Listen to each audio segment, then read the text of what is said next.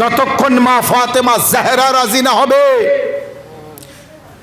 আমি নামাজ পড়ে আল্লাহকে রাজি করাতে পারবো?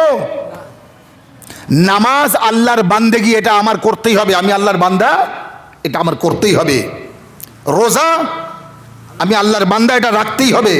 মানে আমি যে আল্লাহর বান্দা, আল্লাহ যে আমার চোখ দিয়েছে তার দাম নেইনি, আল্লাহ যে আমার হাত পা নাক কান মুখ দিয়েছে তার মূল্য নেইনি। এর মূল্য হিসেবে আল্লাহ বলেছে মা খালাকতুল জিন্না ওয়াল ইনসা ইল্লা লিয়াবুদুন, আমি জিন ও মানুষকে সৃষ্টি করতাম না, কিন্তু করেছে আমার, করেছে এই জন্য যে আমার ইবাদত করবে। তার মানে আল্লাহ আমার সৃষ্টি করেছে, মানে আল্লাহর ইবাদত করতে হবে। তার করার জন্য আল্লাহ এটাই চায়। আজ নবিরুল ভাই এটা করেছে আর আমাকে ডেকেছে। আচ্ছা বলুন, আমাকে কি জন্য ডেকেছে? খাবার জন্যে? আমাকে ডেকেছে মুখ দেখার জন্যে? না, মজলিস পড়ার জন্য। তো আল্লাহ সৃষ্টি করেছেন না ইবাদত করার জন্য। সালাওয়াত আর মুহাম্মদ ওয়া আলি মুহাম্মদ। কিন্তু মারেফাতে 14 মাসুমিন আলাইহিস সালাম অর্জন করতে হবে। খবরদার যেন কোনোদিন ভাববে না যে আমি আল্লাহ আল্লাহ করি সারা রাত আর নবী নবী করি সারা জীবন, বাস আল্লাহ রাজি নবী রাজি আর জান্নাত পেয়ে যাব। শুনে রাখুন, এইভাবে সহজে জান্নাত পাওয়া যায় না। আল্লাহ জান্নাত দিয়েছে নবীর কাছে, নবী সেই জান্নাত ভাগ বন্টন করে দিয়েছে নিজের আলা আওলাদদের কাছে। খবরদার আমার উম্মতিরা, কেউ যেন ভেবে নিও না যে আমি আমার হুজুরকে মানি, নবী পাককে মানি, হুজুর অর্থাৎ নবী পাককে মানি মানে আমার নবী আমাকে জান্নাত দেবে। আমি মা ফাতেমা জাহরাকে মানলাম না মানলাম কিছু যায় আসে না, আমি মাওলা আলীকে মানি না মানি কিছু যায় আসে না, আমি পাক পঞ্চদনকে মানি না মানি কিছু যায় আসে না, বাস আমি নবী পাককে মানবো, নবী আমার জান্নাত দেবে। নবী পাকের কাছে যখন যাব, নবী পাক আমার বলবে জান্নাত তো আমার কাছে রাখিনি, জান্নাত তো আমি আমার কাছে রাখিনি, কারণ আমি জান্নাত ভাগ করে দিয়েছি। কে জান্নাতে যাবে কে জাহান্নামে যাবে, আমি মুহাম্মদ সাল্লাল্লাহু আলাইহি ওয়া সাল্লাম হাসরের ময়দানে বাকি নবীদের নিয়ে আমি এক জায়গায় বসবো, দেখা সাক্ষাৎ হবে, আলাপ আলোচনা হবে, আমি তাতে থাকবো, ওদিকে ও দায়িত্ব আমি নিতে পারবো না। তো হুজুর ওই জান্নাতে কাকে পাঠানো হবে, জাহান্নামে কাকে পাঠানো হবে? এই জান্নাত জাহান্নামে পাঠানোর জন্য আল্লাহ আসবে সশরীরে? তো আল্লাহ নবী বলছে না, আল্লাহ তো শরীর নেই, আল্লাহ আসবে না। তো আমি বলবো হুজুর তাহলে জান্নাতের দিকে জান্নাতের লোক আর জাহান্নামের দিকে জাহান্নামের লোককে পাঠানোর এই ব্যবস্থা কে করবে? আল্লাহ নবী বলছে, আল্লাহ নবী বলছে আমি বলেছি তুমি জানো না, ইয়া আলী আনতা কাসিমুন নার ওয়াল জান্নাহ, আলী তুমি জান্নাত ও জাহান্নামের বন্টনকারী। হে আসগার তুমি এখনো পড়োনি, আমি বলেই দিয়েছি ও দায়িত্ব আলীর, কাকে জান্নাতে দিতে হবে কাকে জাহান্নামে দিতে হবে ও আলী ঠিক করবে, আমি ঠিক করব না। তো হুজুর যখন জান্নাতে যাব তো দরজা খুলবে কিভাবে? বলে ওখানেও দায়িত্ব দিয়ে দিচ্ছি, মেয়েদের একটা সাইড করে দিয়েছি, ছেলেদের একটা সাইড করে দিয়েছি, ছেলেদের দিকে হাসান হুসাইনকে দাঁড় করিয়ে দিয়েছি আর মেয়েদের দিকে আমার মেয়ে ফাতেমা জাহরাকে দাঁড় করিয়ে দিয়েছি। এবার যদি কেউ হাসান হুসাইনকে রাজি রাখতে পারে তো জান্নাতে যাবে, যদি ফাতেমা জাহরাকে রাজি রাখতে পারে তো নারীরা জান্নাতে যাবে। বুকে হাত রেখে বলুন আমার মা বোনেরা, মা ফাতেমা জাহরা আপনার থেকে রাজি? আপনি জানেন মা ফাতেমা জাহরার ইন্তেকাল বা শাহাদাত কত বছর বয়সে হয়েছে? আপনি জানেন মা ফাতেমা জাহরার শাহাদাতের ঘটনা কি? আপনি জানেন মা ফাতেমা জাহরা বাবার ইন্তেকালের 3 দিন পরে, বাবার যখন ইন্তেকাল হয়েছে, বাবার যেদিন দাফন কাফন করেছেন সেদিনও মা ফাতেমা জাহরা দাঁড়িয়ে চলাফেরা করছেন, কিন্তু যেদিন বাবার দাফন কাফন করে এসেছেন তার পরের দিন এমন কিছু ঘটনা ঘটেছে ফাতেমা আর উঠে দাঁড়াতে পারে না, ডান হাত দিয়ে তসবিহ পড়তে পারে না, ফাতেমা লাঠি নিয়ে উঠে দাঁড়াতে হয় আর বসতে হয়। ফাতেমা জাহরা রাত ও দিন কাঁদে আর ছটফট করে যন্ত্রণায়। ঘটনা কি? ঘটনা কি? নিশ্চয়ই কিছু মানুষ কিছু ঘটনা ঘটিয়েছে, সেই ঘটনাগুলি জানতে হবে আপনার। যারা ঘটিয়েছে তাদের উপর লানাত পড়তে হবে, তাদের ঘৃণা করতে হবে, আর যার উপর এই ঘটনা ঘটেছে তার কষ্ট পেতে হবে, তারা দুঃখে দুঃখিত হতে হবে। এরই নাম মা ফাতেমা জাহরার ভালোবাসা। নতুবা যতই বলি মা ফাতেমা জাহরাকে আমি ভালোবাসি, ও ভালোবাসা মিথ্যে ভালোবাসা হবে। এবার মা ফাতেমা জাহরাকে কিন্তু দুনিয়ার সবাই ভালোবাসে, যে নবীর উম্মতি, যে নবী পাকের কলেমা পড়েছে সে কিন্তু নবীর মেয়ে মা ফাতেমাকে জানে। কিন্তু কেমনভাবে জানে? কেউ ওই পাড়ার মেয়ে একটা চিনি আমি, ওই পাড়ার মেয়ে, আর একটা ওই আত্মীয় স্বজনের ভিতরে চেনাচেনি আছে, আর একটা রক্তের ভিতরে আছে। এই সব চেনা কি এক? মা ফাতেমা জাহরাকে আপনি কিভাবে চেনেন? এই কাছের না পাড়া প্রতিবেশী না আত্মীয় স্বজনের ভিতরে না ওই একটু জানি কেমন? বোঝাতে পেরেছি আপনার উদাহরণটা? ফাতেমা জাহরাকে কিভাবে জানবেন আপনি? যে ফাতেমা জাহরা না হলে আল্লাহ এই যে দুনিয়ায় নবীর আলো আওলাদ যে আজ সারা পৃথিবীতে আছে, এই নবীর পুত্র সন্তান থেকে না, নবীর কন্যা সন্তান থেকে, তিনি হলেন মা ফাতেমা জাহরা। ফাতেমা জাহরার ফজিলত এত দিয়েছে, গুরুত্ব এত দিয়েছে আল্লাহ কে সূরায়ে কাউসার নাজিল করেছে। আর সূরায়ে কাউসার মানেই হচ্ছে সূরায়ে ফাতেমা। এটার বিশ্লেষণ যখন করব তখন বুঝতে পারবেন, এর আগে বুঝতে পারবেন না। কারণ কাউসারের মানে সূরায়ে কাউসার, ইন্না আতাইনাকাল কাউসারের তর্জমা পড়বেন তো আপনি বুঝবেন যে এর তো প্রথম আর শেষের সাথে মিল খাচ্ছে না, খাবেও না। কেন মিল খাবে না? আল্লাহ বলছে ইন্না আতাইনাকাল কাউসার, হে রাসূল আমি তোমাকে কাউসার প্রদান করেছি। ফাসাল্লি লিরাব্বিকা ওয়ানহার, তুমি নামাজ পড়ো আর কোরবানি দাও। ইন্না শানিয়াকা হুয়াল আবতার, তোমার দুশমনরা নির্বংশ। এদিকে বলছে কাউসার দিয়েছি, শেষে বলছে তোমার দুশমন নির্বংশ। কেন? কথা হচ্ছে একরকম, হঠাৎ করে কথা ঘুরে গেল কিভাবে? এই কাউসার মানে আমি তোমাকে বহু সন্তান দিয়েছি। এই যে তোমার পুত্র সন্তান হয় আর মারা যায়, পুত্র সন্তান হয় আর মারা যায়, আর লোক তোমাকে নির্বংশ বলছে। শোনো মুহাম্মদ সাল্লাল্লাহু আলাইহি ওয়া সাল্লাম, আমি আপনাকে বহু সন্তান দিয়েছি, আপনি নামাজ পড়ুন আর কোরবানি দেন, অর্থাৎ ত্যাগ স্বীকার করুন, ত্যাগী হন। আপনার দুশমনরা নির্বংশ, আপনি নির্বংশ হবেন না। আপনার দুশমনকে আমি খতম করব, আপনার দুশমন নির্বংশ হবে। আবু জেহেল ও আবু লাহাবের কোনো বংশ থাকবে না। যারা আপনাকে নির্বংশ বলছে এরাই শেষ হবে। মুহাম্মদ সাল্লাল্লাহু আলাইহি ওয়া সাল্লাম যখন কোরআনের আয়াত নাজিল হয়েছে উঠে দাঁড়াননি, যখন সূরা নাজিল হয়েছে উঠে দাঁড়াননি, যখন আয়াত এসেছে উঠে দাঁড়াননি, যখন রোজার হুকুম এসছে উঠে দাঁড়াননি, যখন হজের হুকুম এসছে উঠে দাঁড়াননি। কিন্তু যখনই দেখেছেন ইসলামের ইতিহাস বলছে মা ফাতেমা জাহরা সালাওয়াতুল্লাহ আলাইহা তানার সামনে আসতেন তো স্বয়ং তিনি উঠে দাঁড়াতেন। বোঝা যায়নি? কোন বাপ আছে যে তার মেয়েকে দেখলে উঠে দাঁড়ায়? কিন্তু বিশ্বনবী যখন মা ফাতেমা জাহরাকে দেখতেন কে ফাতেমা আসছে তো উঠে দাঁড়াতেন এবং মা ফাতেমাকে নিজের জায়গায় বসিয়ে পাশে বসতেন। এই না যে ফাতেমাকে পাশে বসায়, তার মানে ফাতেমাকে ফাতেমা ভাবলে হবে না। ফাতেমাকে নবী নিজের মেয়েও ভাবিনি, মেয়ে ভাবলে উঠে দাঁড়াতো না। আমি বলবো ইয়া রাসূলুল্লাহ আপনি কেন আপনার মেয়েকে দেখে উঠে দাঁড়ান?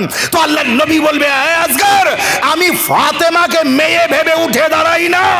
ফাতেমা যখন আসে ফাতেমার কপালে 11 জন ইমামের নূর দেখতে পায়, তো আমি মুহাম্মদ উঠে দাঁড়াই। সালাওয়াত 11 জন ইমামের নূর দেখতে পাই। এই যে 12 জন ইমাম আছে, 12 জন ইমামের মধ্যে প্রথম ইমাম শুধু ফাতেমা জাহরার স্বামী, বাকি 11 জন ইমাম, ইমাম হাসান ইমাম হুসাইন আলাইহিস সালাম থেকে নিয়ে বাকি যে ইমাম আছে, এই যে 11 জন ইমাম সব মা ফাতেমা জাহরার সন্তান। আচ্ছা আখির ইমাম কার সন্তান? মা ফাতেমা জাহরার সন্তান, সন্তানের সন্তান তো মা ফাতেমা জাহরার সন্তান। আপনি ইসলামের ইতিহাস দেখেছেন? ইসলামের ইতিহাস পড়বেন। চতুর্থ আসমানে কোন নবী আছে? ঈসা নবী। এই ঈসা নবী যখন আসবেন তো যেহেতু নবী, তখন আমাদের আখিরি ইমাম যখন আসবেন তখন ঈসা নবীও আসবেন। ঠিক? বলুন তো নামাজ কে পড়াবেন আর কে কার পিছনে নামাজ পড়বে? আখিরি ইমাম বলবেন নবীকে, ঈসা নবীকে কি আপনি নামাজ পড়ান। ঈসা নবী বলবে কি আপনার থাকতে আমি নামাজ পড়াবো? আপনি আছেন আর আমি নামাজ পড়াবো? আপনি যুগের ইমাম, আমি এই যুগের কেউ না, অতএব আপনি আগে দাঁড়াবেন, আপনার পিছনে আমি নামাজ পড়বো। ঈসা হলো মারিয়ামের ছেলে আর আখিরি ইমাম হলো ফাতেমা জাহরার ছেলে। সালাওয়াত মুহাম্মদ ওয়া আলে মুহাম্মদ।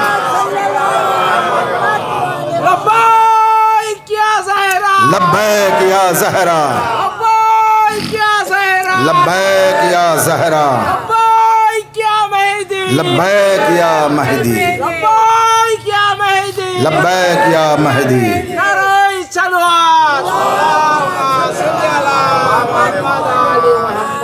তো ইমামে জামানা যুগের ইমাম ইমামে মেহেদী আজ্জালাল্লাহু ফরাজহ শরীফ তিনি নামাজ পড়াবেন।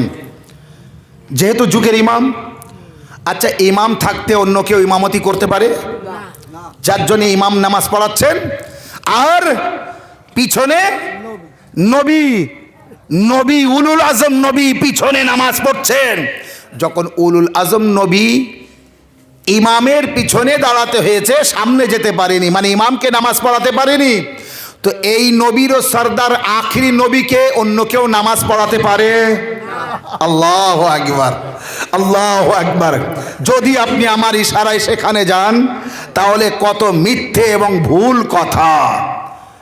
উলুল আজম পয়গম্বর ঈসার পিছনে আমার নবী, আমার ইমাম নামাজ পড়ছেন না, বরং ইমামের পিছনে ঈসা নামাজ পড়ছেন।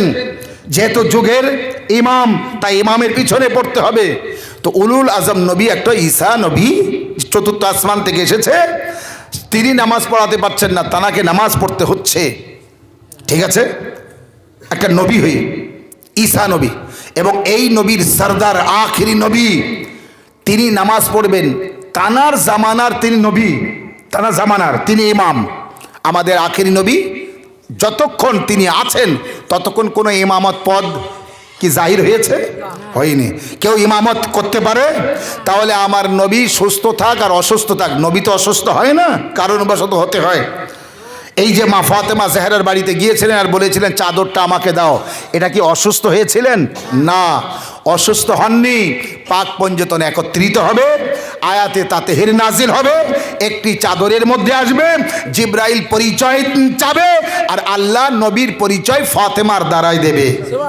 যার জন্য রাসূলুল্লাহ গিয়েছেন, আল্লাহ বলছে কুনতু কানজান মাখফিয়া, হে মুহাম্মদ সাল্লাল্লাহু আলাইহি ওয়া সাল্লাম, আমি লুকানো সম্পদ, আমি চাইলাম কি আমি পরিচিত হই, তো হে মুহাম্মদ আমি আপনাকে সৃষ্টি করেছি।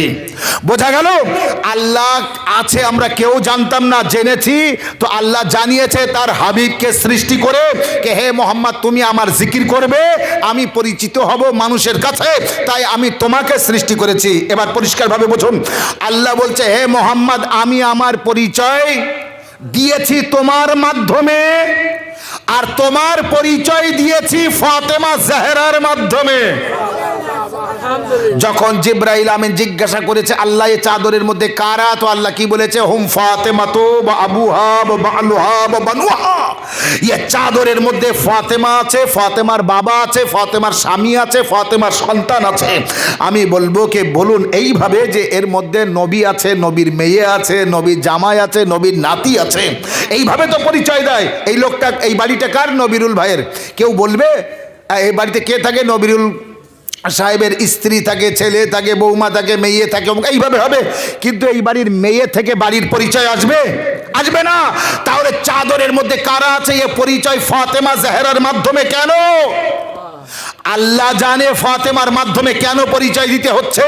যখন মুবাহেলার ময়দানে 5 পঞ্জতন গিয়েছিলেন না নজরানদের বিরুদ্ধে, তো সেখানেও দেখুন আগে আগে রাসূলুল্লাহ, তার পিছনে ফাতেমা জাহরা, তার পিছনে আলী আলাইহিস সালাম, রাসূলুল্লাহর কোলে ইমামে হুসাইন, রাসূলুল্লাহর আঙ্গুল ধরে ইমামে হাসান, এই 5 পঞ্জতন যাচ্ছে। আগে আগে রাসূলুল্লাহ, পিছন পিছন আলী, মাঝখানে ফাতেমা। মানে ফাতেমা জাহরা যে যাচ্ছেন, ফাতেমা আগে থাকলে কি হবে? ফাতেমা কারোর না কারোর কোনো পরপুরুষের পায়ের দাগের উপরে পা পড়তে পারে। ফাতেমা যদি এমনি যদি যায়, তো ফাতেমা জাহরা কারোর না কারোর পায়ের ছাপের উপরে পা পড়তে পারে, বা ফাতেমা জাহরার পায়ের দাগ থাকবে আর সেই দাগের উপরে কোনো পরপুরুষ পা রাখতে পারে। ফাতেমাকে বুঝুন, নবী যেখানে যেখানে পা রাখছেন, নবী পা তুলছেন, তো নবীর পায়ের দাগের উপরে ফাতেমা পা রাখছে, আর যেখানে যেখানে ফাতেমা পা রাখছে সেখানে সেখানে মাওলা আলী পা রাখছেন। অতএব ফাতেমা কোনো পরপুরুষের পায়ের উপরে পা রাখছে না, আর ফাতেমা জাহরার পায়ের দাগও থেকে যাচ্ছে না। বাপের পায়ের দাগের উপরে পা রাখছে, আর পায়ের ছাপ আবার মাওলা আলী মিটিয়ে নিজের পায়ের দাগ রেখে যাচ্ছে, এবং সামনে থেকে যেন ফাতেমাকে কেউ না দেখতে পায়, পিছন থেকে ফাতেমাকে কেউ না দেখতে পায়। না, এখনো বোঝাতে পারেনি ফাতেমা কাকে বলে। আগে আগে নবুবত, পিছনে ইমামত, মাঝখানে তাহারাত। নবুবত ও ইমামত যার হেফাজত করে চলে তাকে বলে ফাতেমা। সালাওয়াত মুহাম্মদ ওয়া আলে মুহাম্মদ।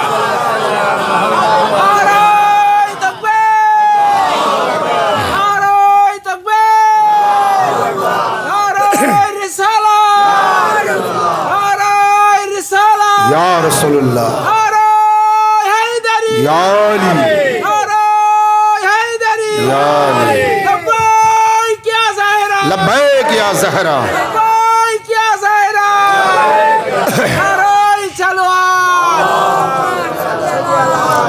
তো মা ফাতেমা ज़हराকে বুঝবেন। দেখুন, আমার আপনার ঘরে মা বোনেরা আছে, স্ত্রী আছে, ঠিক? আচ্ছা বলুন তো, আমার আপনার সামনে গ্রামের কেউ এসে, আপনার সামনে আপনার গ্রামের লোকেরা এসে যদি আপনার মাকে মেরে যায়, আপনি তাদের ক্ষমা করবেন? এবং মার তো কেমন মার, আসবে আপনার ঘরে আগুন ধরিয়ে দেবে, আপনার মায়ের গর্ভে সন্তান আছে, পেটে লাথি মারবে, সন্তান মেরে ফেলবে, আপনার মায়ের মারবে, আঘাত করবে, চাবুক দিয়ে মারবে এবং লাঠি দিয়ে মারবে, ঠিক আছে, গালে চড় মারবে আপনার সামনে। আর যেহেতু আপনি ছোট, কিচ্ছু বলেনি, বড় হবার পরে জীবনে ভুলতে পারবেন? ওই লোকগুলোকে ক্ষমা করতে পারবেন? এবার আপনার যেখানে যেখানে আত্মীয় আছে তাদের সাথে এই ঘটনা বলবেন না বলবেন না? আমার মাকে এই করেছে, ওই। কিছুদিন পর আপনার মা মারা গেল, ওই কষ্টে আপনার আত্মীয় স্বজন যখন জিজ্ঞাসা করবে তখন বলবেন না? বা আপনার আত্মীয় স্বজনের সাথে এই ঘটনা বলবেন না যে এরকম পাড়ার অমুকেরা এসেছিল, আমার মাকে মেরে গিয়েছে? জানেন, জান্নাতের বাদশাহ ইমামে হাসান আলাইহিস সালাম মদিনার এক গলি দিয়ে চলাফেরা করতেন না। যখনই কেউ জিজ্ঞাসা করেছে, মাওলা আপনি এই রাস্তা দিয়ে কেন যান না, ইমামে হাসান আলাইহিস সালাম বলেছেন, আমার মাকে যে মেরেছিল তার বাড়ি ওই রাস্তায়, আমি ওই রাস্তা দিয়ে যাই না যাতে ওর মুখ না দেখতে হয় এবং আমার সামনাসামনি না হয়। আমি চাই না ওর মুখ দেখতে, আমি চাই না ওর সাথে কথা বলতে, এবং আমি ওকে এত ঘৃণা করি, এত ঘৃণা করি কি আমি ওর কারণে ওই রাস্তা ছেড়ে দিয়েছি। বোঝা গিয়েছে আমার ভাইরা? মা ফাতেমা ज़हराর উপরে যারা জুলম অত্যাচার করেছে তাদের ঘৃণা করতেই হবে। ঘৃণা করতে হবে না, ঘৃণা করতেই হবে। তাদের থেকে দূরে থাকতে হবে এবং তাদেরকে দূরে রাখতে হবে, ছুঁড়ে ফেলে দিতে হবে তাদের, কোনো রকম মানা যাবে না তাদের। কারণ যে ফাতেমার না, আমরা তার না।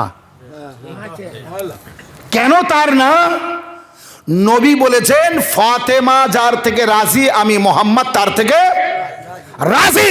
মানে ফাতেমা যার থেকে অসন্তুষ্ট, আমি মোহাম্মদ সাল্লাল্লাহু আলাইহি সাল্লাম তার থেকে অসন্তুষ্ট। আচ্ছা বলুন তো, আমার নবী যার থেকে অসন্তুষ্ট, আমি তার সাথে প্রীত করব কেন?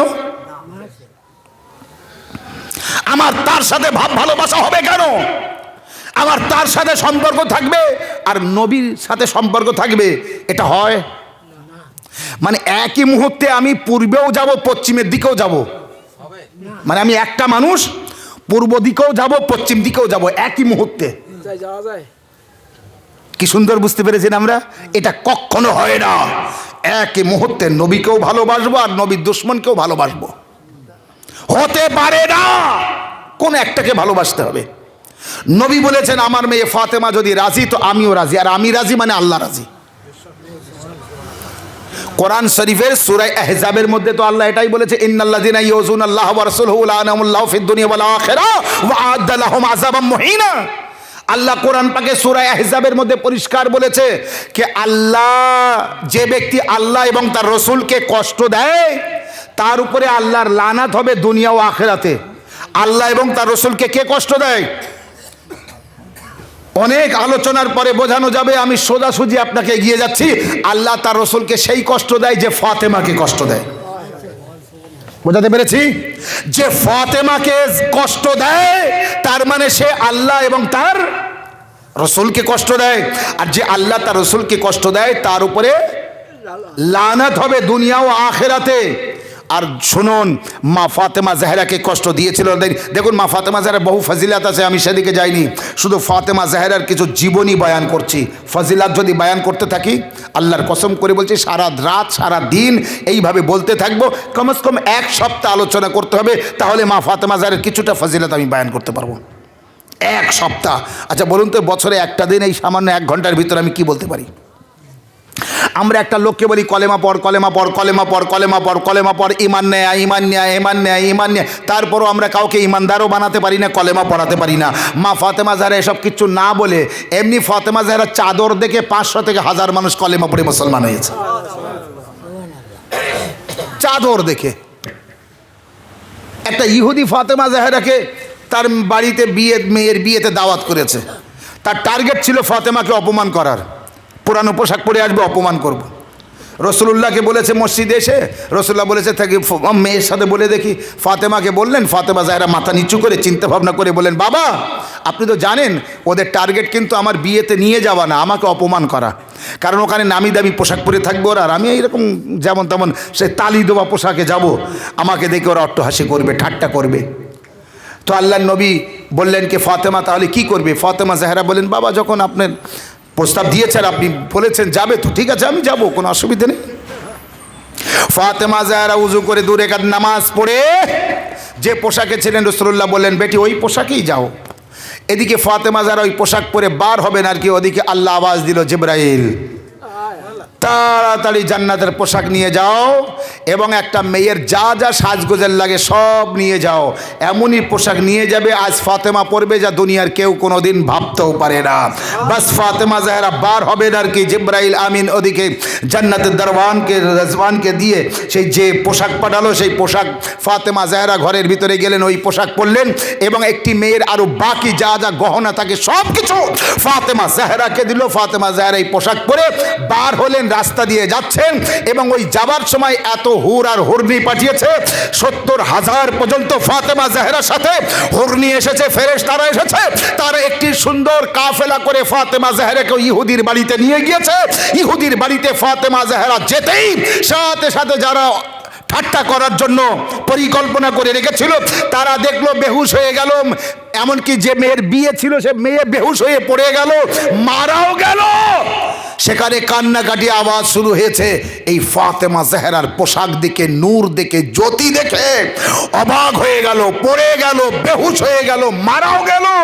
ফাতেমা জাহরা আবারও ওখানে ঘরের মধ্যে গেলেন, নামাজের 2 রাকাত নামাজ পড়লেন, আল্লাহর কাছে দোয়া করলেন, পরওয়ারদিগার তুমি জানো আমি তোমার বিশেষ কানিজ, এরা আমার নূর ও জ্যোতি দেখে বেহুশ হয়ে গিয়েছে, মারা গিয়েছে, কিন্তু আল্লাহ তুমি তো জানো এরা একটাই কথা বলবে, ফাতেমার আসার কারণে এতটা মানুষ মারা গিয়েছে।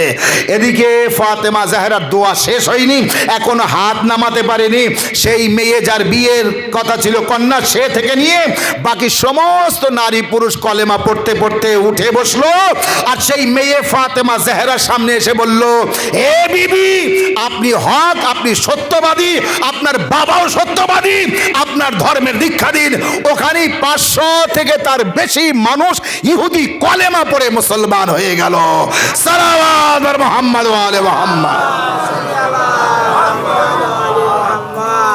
বহুত ফজিলত আছে মা ফাতেমা জাহরার। এমনই ঘটনা যে ফাতেমা জাহরা কলেমা পড়তে বলেননি, ফাতেমা জাহরাকে দেখে কলেমা পড়েছে, দেখে দেখে কলেমা পড়েছে।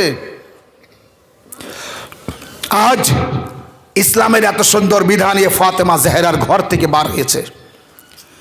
আজ যদি কোনো মুসলমানকে দেখে আমাদের সালাম করতে হয় তো এই শরিয়ত, এই সিস্টেম, এই নিয়ম কোথা থেকে এসেছে? মা ফাতেমা জাহরার ঘর থেকে, নবীর ঘর থেকে। আচ্ছা ভাই, আমরা নবীজির সম্পর্কে কি জানি? নবীজির সম্পর্কে জানতে গেলে নবীর মেয়ের কাছে যেতে হবে না? যদি বলেন নবীর স্ত্রীর কাছে যেতে হবে, আমি অবশ্যই যাব, কিন্তু স্ত্রী বলো তখনকার ঘটনা জানবে তখন থেকে, যেদিন বিয়ে হয়েছে সেখান থেকে। বিবাহের আগের ঘটনা মেয়ে বলতে পারবে না তার স্বামীর ঘটনা কি ছিল। হ্যাঁ, তাহলে বিয়ের পর থেকে? তাহলে ঘটনা, নবীজির ঘটনা জানতে গেলে নবীর মেয়ের কাছে জানতে হবে, নবীর ছেলেদের কাছে জানতে পারবেন না। কেন ছেলেদের কাছে জানতে পারবেন না? নবীর পুত্র সন্তান আল্লাহ দিয়ে শিশুকালে তুলে নিয়েছে, মানে নবীর কোনো পুত্র নেই, নেই মানে নবীর ছেলে বলতে পারবে না।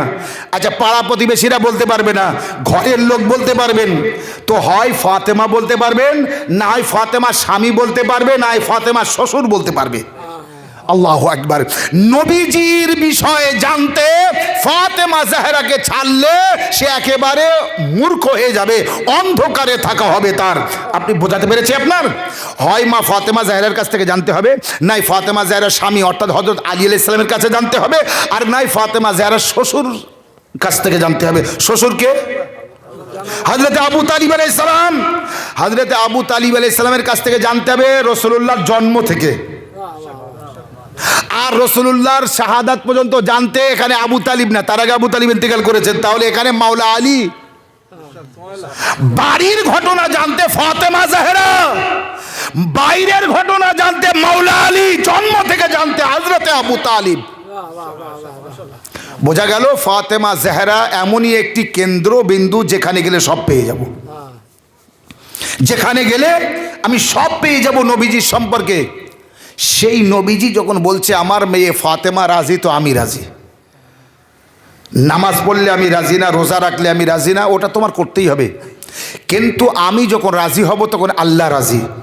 ইতিহাস বলছে, দেখুন নবীজির ইন্তেকালের পর এমন কিছু ঘটনা মা ফাতেমা জাহরার উপরে ঘটেছে যে ফাতেমা জাহরা আর উঠে দাঁড়াতে পারে না, ফাতেমা জাহরা আর দাঁড়িয়ে নামাজ পড়তে পারে না, ফাতেমা জাহরা ডান হাত দিয়ে তসবিহ পড়তে পারে না। একদল মানুষ যারা এই ঘটনা ঘটিয়েছিল তারা খবর পেল ফাতেমা আর বাঁচবে না বেশি দিন। আচ্ছা, এর ভিতরে একটা মানুষ চিঠি লিখেছে শামের লিডারের কাছে, সেই লিডারের বাড়ি ছিল শামে। সেই লিডারের কাছে চিঠি লিখেছে যে তোমার চিন্তা করতে হবে না, আমরা মদিনার কয়েকজন লোক মিলিয়ে ফাতেমাকে এত মার মেরেছি, ফাতেমার বেশি দিন বাঁচবে না। বাজির আমার ভাবুন, হয়তো আপনার মনে হচ্ছে যে না না, এই ঘটনা ঘটতে পারে না, মা ফাতেমাকে কেউ মারবে, এটা হতে পারে না। অবশ্যই আপনার মতো আমিও বলতাম, যদি আমি ইতিহাসে না পড়তাম, যদি আমি না জানতাম মা ফাতেমাকে কে কে মেরেছে, কারা মেরেছে, কারা ঘরে আগুন দিয়েছে, সব নাম বাই নাম আছে, নাম, বাপের নাম, পরিচয় সব কিছু আছে। চিঠি লিখছে আমরা কয়েকজন মিলে ফাতেমাকে এমনভাবে মেরেছি ফাতেমা বেশি দিন বাঁচবে না। তাই এরা ঠিক করলো, দেখো নবী তো বলেছে ফাতেমা অসন্তুষ্ট মানে নবী অসন্তুষ্ট, আর নবী অসন্তুষ্ট মানে আল্লাহ অসন্তুষ্ট, তার মানে আমাদের জাহান্নামে যেতে হবে, চলো আমরা ফাতেমার কাছ থেকে ক্ষমা চেয়ে নিই।